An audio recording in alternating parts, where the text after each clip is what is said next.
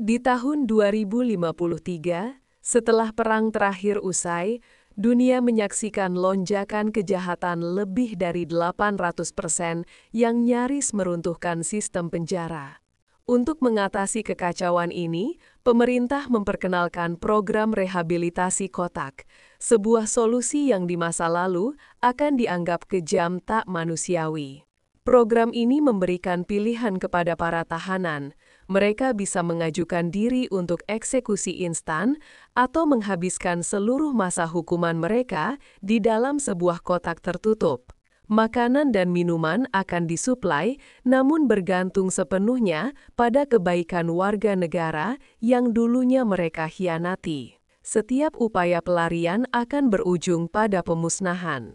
Di dalam salah satu kotak mengerikan itu, seorang wanita Prancis berjuang keras untuk tetap hidup. Tubuhnya dipenuhi luka.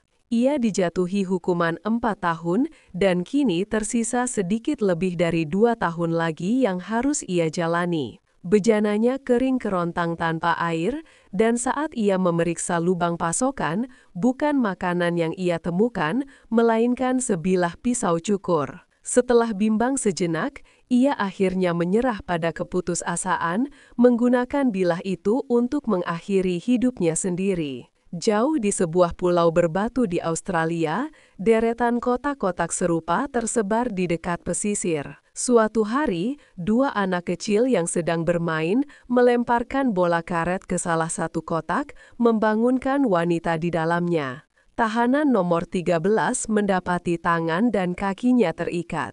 Dengan gigih, ia menarik tali itu menggunakan giginya hingga akhirnya berhasil membebaskan diri. Ia dijatuhi hukuman 7 tahun dan hari itu adalah hari pertamanya. Tiba-tiba, sebuah lampu di dinding berkedip dan lubang kecil terbuka. 13 melonggok keluar, melihat anak-anak itu menjauh. Hanya dalam sedetik, lampu berkedip lagi dan lubang itu tertutup rapat.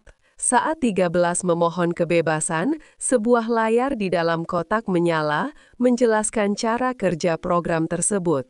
Video itu berakhir dengan menegaskan bahwa ia berada di tempat yang ia pilih sendiri. 13 mengalami kehancuran mental, memukul-mukul dinding sambil bersumpah bahwa ia tidak bersalah.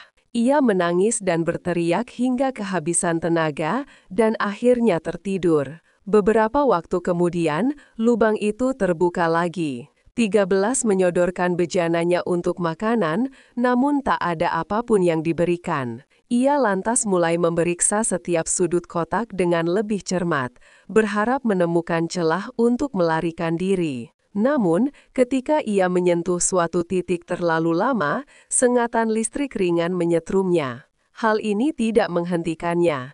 Ia terus mencari sampai tak ada lagi yang bisa diperiksa. Seiring jam berlalu, 13 mulai kesulitan menghadapi kesendirian pikirannya sendiri. Ia menggaruk dinding kotak dengan kuku-kukunya, menjadikannya satu-satunya hiburan yang tersisa. Sementara itu, di dalam kotak lain, seorang tahanan wanita lainnya terbangun. Masa hukumannya 2 tahun, dan ia masih memiliki sisa lebih dari 500 hari. Terkadang, ia mendengar suara yang menanyakan apakah ia masih hidup. Suatu malam, ia mencoba mengutak-atik panel lampu, yang segera terdeteksi oleh kamera pengawas di dalam kotak. Alarm berbunyi nyaring, dan sebuah suara mengumumkan bahwa pemusnahan akan segera terjadi, sebelum batang-batang logam dari langit-langit mulai turun. Tahanan itu menjerit panik, meminta bantuan melalui lubang yang terbuka, namun sia-sia.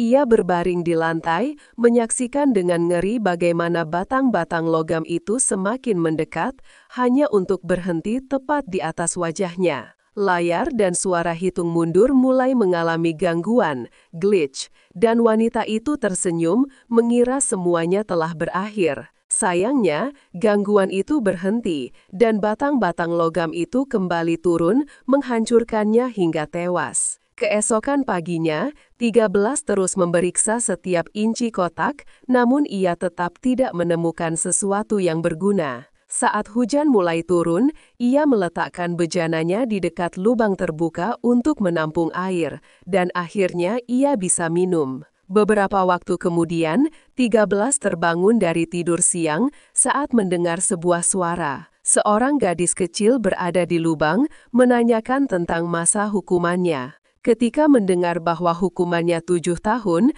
gadis itu menyimpulkan bahwa 13 pastilah seorang tahanan politik. Gadis itu mengisi bejana dengan air bersih dan menyerahkan sekantong kecil pelet makanan yang segera dilahap oleh 13.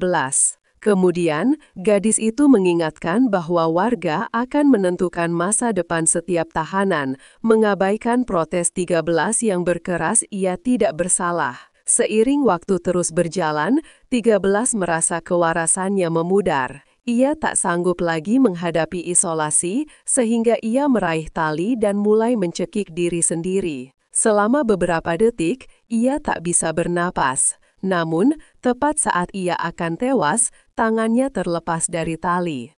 Ia kemudian mengalami kehancuran emosional, menyadari bahwa ia bahkan tidak bisa mengendalikan kematiannya sendiri. Beberapa bulan berlalu, 13 masih hidup dan terperangkap di dalam kotak itu. Ia diberi biji-bijian dan selembar koran. Ia menjatuhkan biji-bijian itu ke dalam mangkuk dan mendekatkan koran ke lubang untuk mendapatkan sedikit cahaya. Sayangnya, artikel-artikel itu ditulis dalam bahasa yang tidak ia mengerti. 13 menangis merasa dirinya disiksa. Beberapa waktu kemudian, 13 memasukkan lengannya melalui lubang dan meraba-raba sekeliling hingga menemukan bola karet. Kini, ia memiliki sesuatu untuk menyibukkan diri. Hari-hari terus berlalu dengan rutinitas membosankan yang sama. 13 tidur, bermain dengan bola, dan ketika panel kontrol membuka lubang, ia memandangi pemandangan luar untuk mendapatkan sinar matahari. Tak lama kemudian, luka-luka muncul di tubuhnya dan semakin memburuk setiap hari. Sementara itu, di kotak yang berbeda, seorang pria sedang menjalani hukuman 5 tahunnya. Ia sudah menyelesaikan 1000 hari, jadi sekarang ia hanyalah cangkang kosong yang terus mengulang asli.